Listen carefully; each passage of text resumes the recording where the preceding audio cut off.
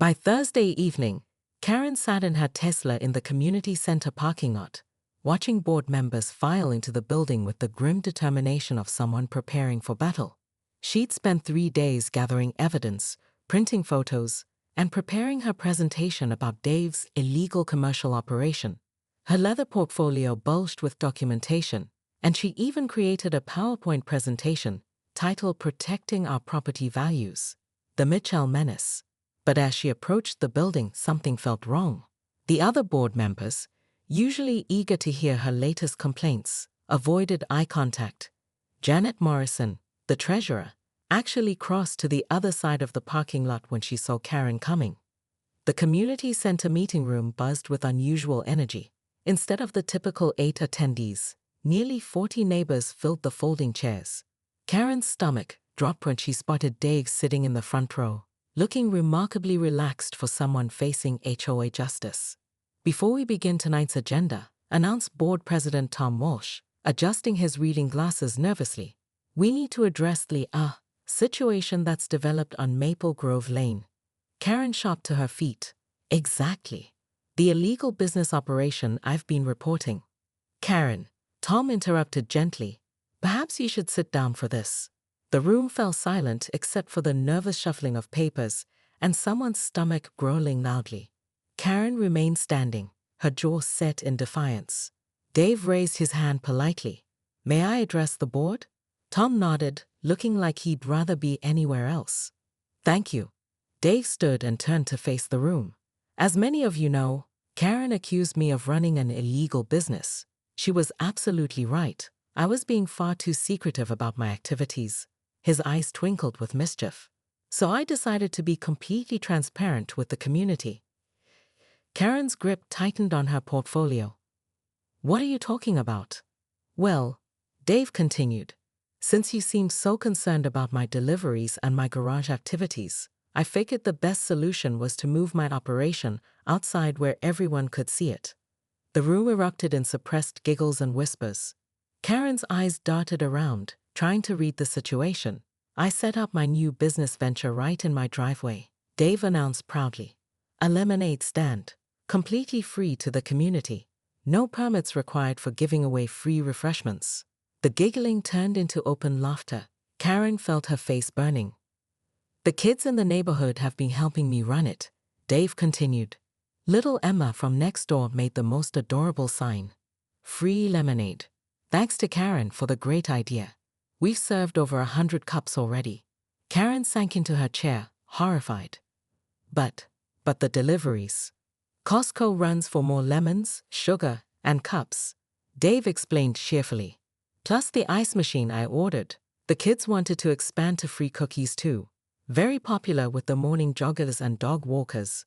Board member Sarah Chen cleared her throat. "So there's no actual business violation?" "None whatsoever," Tom confirmed, consulting his notes. "Giving away free refreshments on your own property is perfectly within HOA guidelines." Karen's voice came out as a strangled whisper. "This is ridiculous. He's making a mockery of our rules."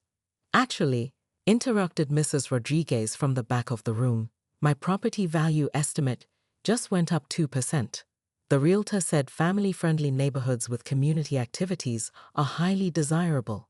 More murmurs of agreement rippled through the crowd. Karen realized with growing horror that her plan had completely backfired. Dave addressed her directly, his voice kind but firm. "Karen, you're welcome to stop by any time. The kids would love to serve you some lemonade." Emma specifically asked if the nice lady who gave us the idea would come visit. The room fell silent again. Karen stared at Dave, searching for malice in his expression, but finding only genuine invitation. Her carefully constructed case crumbled around her like a house of cards. As the meeting officially began, Karen slumped in her chair, her portfolio forgotten in her lap. Through the community center windows, she could see the distant glow of Dave's porch light, where tomorrow morning, children would gather again around their lemonade stand, serving free drinks to grateful neighbors.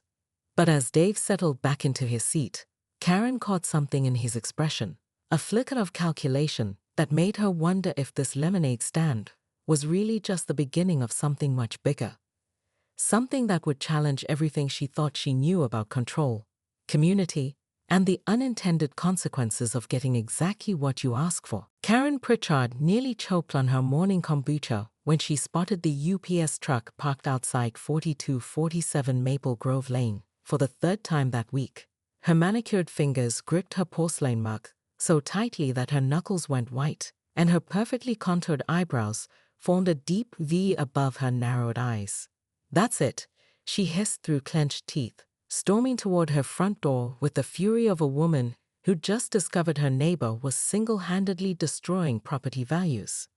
The second shocking moment came when Karen burst through her own front gate, painted regulation Sherwin-Williams, accessible beige, as mandated by the HOA color palette, and marched straight across the street in her designer athleisure wear. She didn't even bother to check for traffic, causing old Mr. Henderson to slam his brakes and honk his horn. Karen shot in a withering glare that could have melted asphalt and continued her mission. The third moment of pure chaos erupted when she began pounding on Dave Mitchell's front door like the police executing a warrant. "David Mitchell!" She shrieked at a volume that sent Mrs. Chen's Pomeranian into a barking frenzy 3 houses down. "I know who you are ruining and I'll jail busnes." Dave opened the door wearing paint-splattered cargo shorts and a confused expression. "Karen, what are you? Don't you Karen me?" She thrust her iPhone toward his face, showing a blurry photo she'd taken through his garage window. "I have photographic evidence of your commercial operation. Boxes, packages, a computer setup. You're clearly violating Section 4.7 of our HOA covenant." Dave blinked slowly, processing her accusation. "You mean my home office? I work remotely for home office." Karen's voice pitched higher than a smoke detector. "That's just corporate speak for illegal business. Do you have a commercial permit? Business license? I bet you don't even have proper zoning." The gathering crowd of neighbors, drawn by Karen's theatrical performance, watched as Dave's confusion melted into amusement. "Karen, I'm a software developer. I write code on my laptop." "Exactly. Manufacturing. You're manufacturing computer things." Karen's logic grew more strained with each word. "And those delivery trucks, you're obviously receiving commercial supplies." "That's my groceries and the dog food I ordered.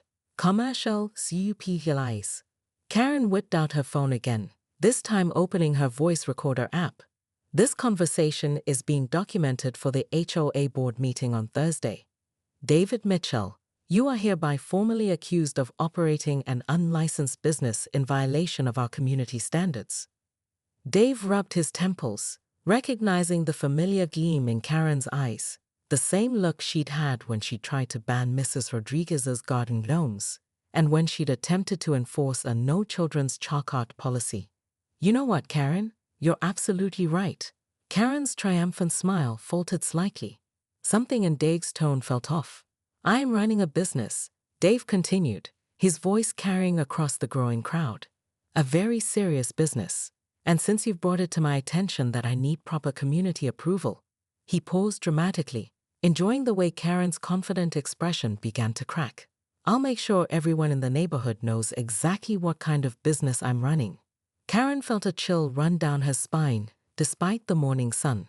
In all her years of HOA enforcement, she'd never had someone agree with her accusations so readily. Dave's smile looked almost grateful. "What kind of business?" she asked, her voice barely above a whisper. Dave's grin widened. "The kind that's about to become everyone's favorite neighborhood attraction." "Thanks for the inspiration, Karen. You've just given me the best idea I've had all year."